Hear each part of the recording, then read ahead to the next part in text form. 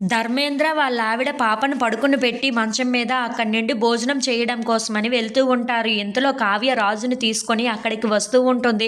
పాప ఒక్కరిదాయే బెడ్ మీద పడుకొని ఉండటం చూసి పాప దగ్గరికి పరిగెట్టుకుంటూ వెళ్ళి అయితే తనని ఎత్తుకొని మరీ ముద్దులు పెడుతూ ఉంటుంది. అది చూసి అక్కడ ఉన్న రాజు అయితే ఒక్కసారిగా షాక్ అయిపోతూ ఉంటాడు.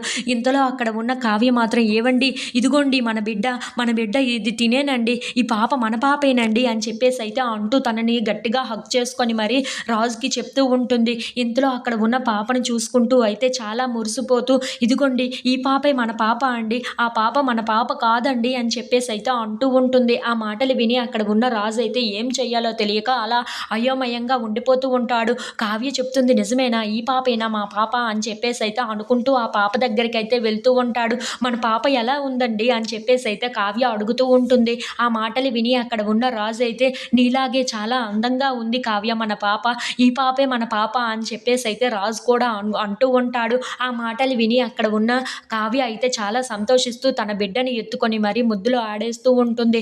అది చూసి అక్కడ ఉన్న రాజు కూడా చాలా సంతోషంగా ఆ పాపని దగ్గరికి తీసుకుంటూ ఉంటాడు.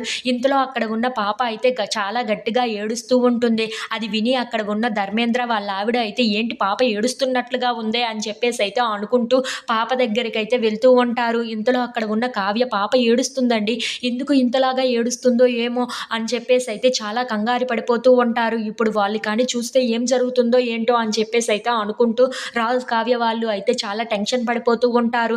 ఇంతలో అక్కడ ఉన్న ధర్మేంద్ర వాళ్ళ ఆవిడ తులసి అయితే, పాప ఎందుకు ఏడుస్తుందో ఏంటో, ఎంత గట్టిగా ఎందుకు ఏడుస్తుందో అని చెప్పేసి అయితే అనుకుంటూ పరిగెట్టుకుంటూ అయితే పాప దగ్గరికి వస్తూ ఉంటారు. ఇంతలో అక్కడ ఉన్న ధర్మేంద్ర రాజు కావ్య వాళ్ళని అలా చూసి ఒక్కసారిగా షాక్ అయిపోతూ ఉంటారు. ఏంటి వీళ్ళు ఇక్కడికి వచ్చేసారు, ఇప్పుడు నా తులసికి ఏమని చెప్పుకోవాలి అని చెప్పేసి అయితే అనుకుంటూ అలా ఒక్కసారిగా షాక్ అయిపోయి చూస్తూ ఉండిపోతారు.